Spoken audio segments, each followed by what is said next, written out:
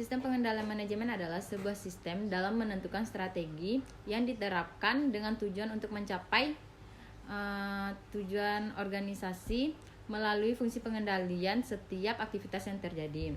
Sebab adanya sistem pengendalian manajemen yaitu yang pertama, kurangnya pengarahan. Kurangnya pengarahan yaitu ketika karyawan tidak memadai atau karena tidak mengetahui tujuan perusahaan. Yang kedua, masalah motivasi. Antara individu dan perusahaan tuh tidak sejalan karena individu mementingkan diri sendiri. Yang ketiga, keterbatasan individu. Karyawan mengetahui apa tujuan perusahaan tetapi tidak melakukannya dengan baik karena adanya keterbatasan.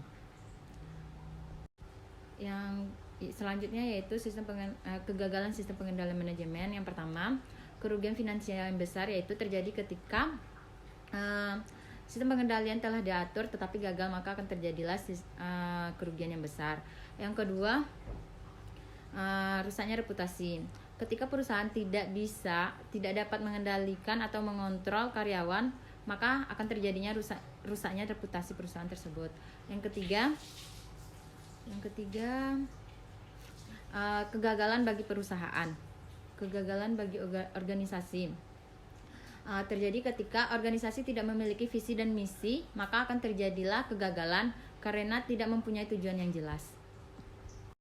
Selanjutnya bab 2 tentang pengendalian hasil. Definisi pengendalian hasil ialah suatu sistem pengendalian yang memfokuskan pada hasil dari kegiatan atau kinerja dengan tujuan untuk mencapai tujuan perusahaan. Desentralisasi ialah suatu bentuk pemberian kewenangan kepada unit-unit dengan tingkat kewenangannya di dalam suatu struktur organisasi. Kelemahan desentralisasi yaitu adanya kecurangan manajer. Terjadi ketika adanya campur tangan oleh manajer. Yang kedua, semakin banyak keputusan, semakin besar biaya. Yang ketiga, hasilnya sangat tidak memuaskan. Pentingnya reward dan punishment dalam pengendalian hasil yaitu untuk memotivasi karyawan agar tidak melakukan kesalahan dan yang mengakibatkan dapatnya hukuman dan melakukan yang terbaik untuk perusahaannya. Selanjutnya bab 3 yaitu tentang pengendalian tindakan, personal dan budaya. Pengendalian tindakan untuk memastikan apakah karyawan melakukan tindakan merugikan perusahaan atau menguntungkan perusahaan. Bentuk-bentuk dasar pengendalian tindakan yaitu yang pertama, pembatasan perilaku.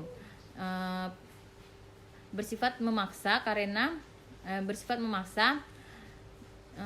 dan membatasi gerak-gerik karyawan di dalam perusahaan. Yang kedua, penilaian pratindakan, penyelidikan terhadap apa yang akan dilakukan oleh karyawan. Yang ketiga, akuntabilitas tindakan, yaitu karyawan harus bertanggung jawab atas apa yang telah dilakukannya. Yang keempat, redundasi, yaitu cadangan, misalnya seperti menyediakan alat sebelum alatnya habis, peralatan. Pengendalian personal yaitu untuk membuat karyawan dapat melakukan keinginannya sendiri agar dengan memuaskan secara mandiri. Bentuk-bentuk dasar pengendalian personal yaitu yang pertama, seleksi atau penempatan, menyeleksi karyawan agar dapat menempatkan dengan kemauan perusahaan. Yang kedua, pelatihan semangat agar dapat menyatu dengan perusahaan. Yang ketiga, desain pekerjaan untuk dapat menyatu dengan perusahaan, untuk dapat bekerja dengan perusahaan.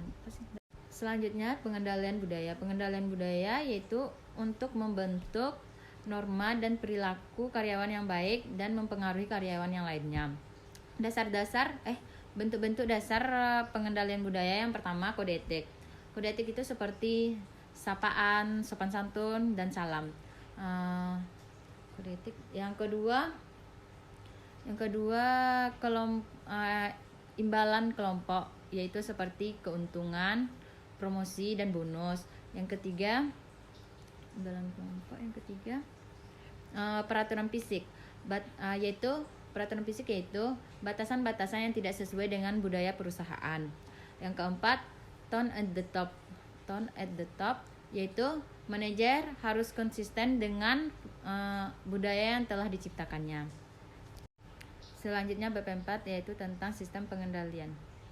Ketatnya sistem pengendalian yang pertama, pengendalian hasil, yaitu yang pertama kesesuaian penentu utama aktivitas pengendalian hasil. Yang kedua,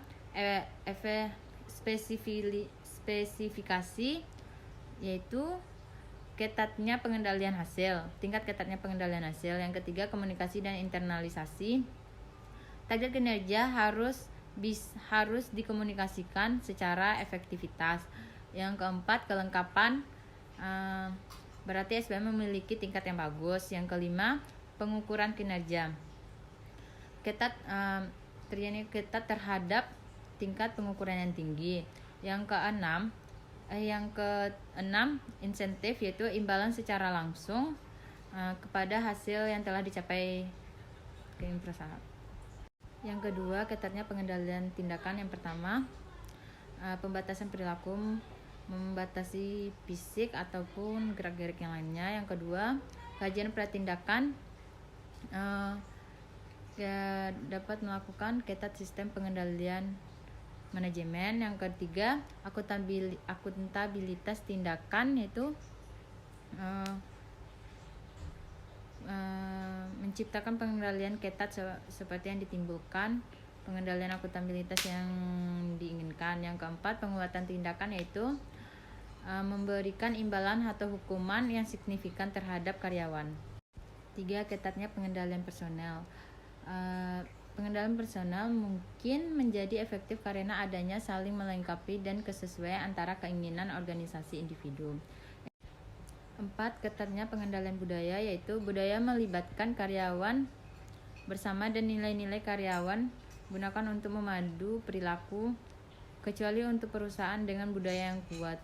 Kontrol ketat mungkin bisa terpengaruh dan menggunakan tenaga atau kontrol budaya sendiri.